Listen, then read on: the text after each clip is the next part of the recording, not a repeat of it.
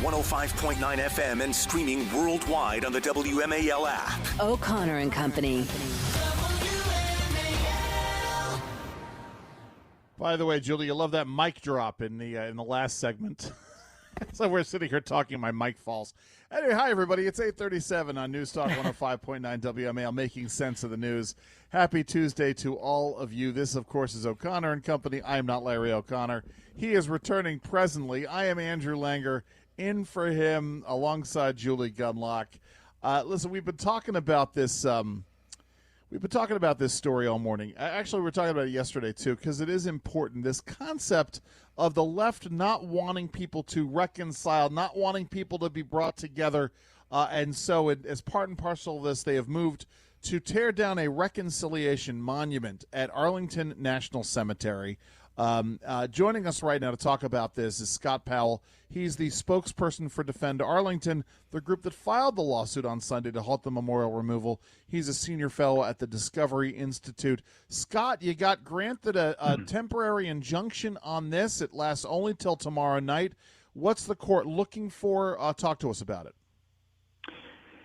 Well, of course, an injunction, a temporary injunction, is put in place to protect an asset or property until there's an adjudication. So I believe that this, the courts like to have efficiency. So it's going to be a long process, to battle this in court. And I think the judge wants to decide whether the case has merit, and so that the restraining order might be even turned into an injunction, which means it doesn't have to be renewed until the courts adjudicate. And of course, if the decision is adverse to our side, we will appeal it. We're prepared to go all the way to the Supreme Court.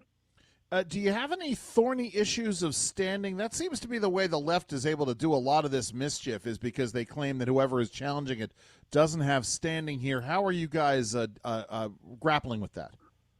Well, we clearly have standing. It's really the other side that doesn't have standing. They've gone, they moved the cranes into Arlington Cemetery yesterday. They apparently, it's illegal to deface gravestones or to damage anything pertaining to graves. That happened. I think they were not careful. So they've got, and moreover, this process really traces back to the Department of Defense and Secretary of Defense Lloyd Austin. Lloyd Austin was put on notice a week ago, Monday, that's 8 days ago, by 44 congressmen who signed a personal letter to him. It really was more of an order to remind him that the Defense Authorization Bill of 2024 provided no funding for the removal of any monuments in Arlington. So, this is a determined effort to get this done, to get this statue taken down. And your introduction was right spot on. Thank you.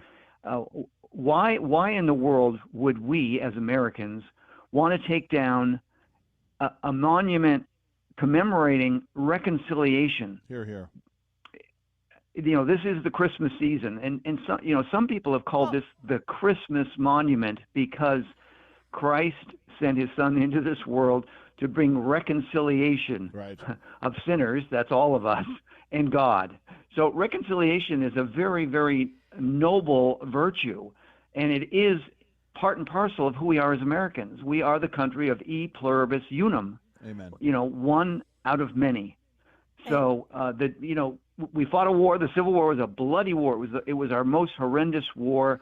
There was ill will between the North and the South long after the Civil War. McKinley saw this when the Southern boys volunteered to fight in the Spanish-American War of 1898, and it wasn't just enlistees, it was also Southern officers. They made such a contribution to that war that it was very short. It lasted less than 4 months.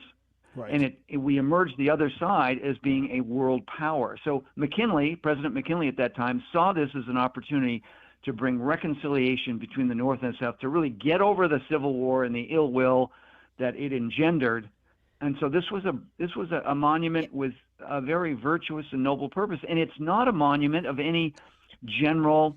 This is a work of art. I mean, Mr. Powell, but Scott I yes. really want to get your opinion, though, that, don't you think that this push to get this memorial torn down is because we are in a post-reconciliation world, that the left Absolutely. and the left is driving this. The left does not want reconciliation. The left does not want forgiveness. The left does not want our country to move on. They want us angry at each other. Don't you think that is Julie, ultimately the reason? Absolutely, Julie, you are spot on. This so-called woke revolution, which really is a Marxist cultural revolution, Yes. has opened the floodgates of division, demoralization, and destruction Yes. in such ways that reveal a new sort of unrestricted warfare against our country. And what we've seen in the last 3 years is a war against merit, against traditional family values, against respect for American heritage, against election integrity, against law enforcement and the military, and clearly against the borders of the United States, opening the doors to 8 to 9 million migrants. And now FBI Director Wray warns us that we're likely to experience domestic terrorism Right. from sleeper cells. Yeah. Well, this is unbelievable. This is a war within the United States. Yep. And our enemies, the Chinese are our number one enemy. They are students of the old famous philosopher Sun Tzu, who Right. said that in warfare, the ultimate approach to warfare is to defeat your enemy without having to fire a shot. Sure. Hey, Scott, listen, unfortunately, we have to leave it there. Best of luck to you in this. You guys are doing great work. Yes. Take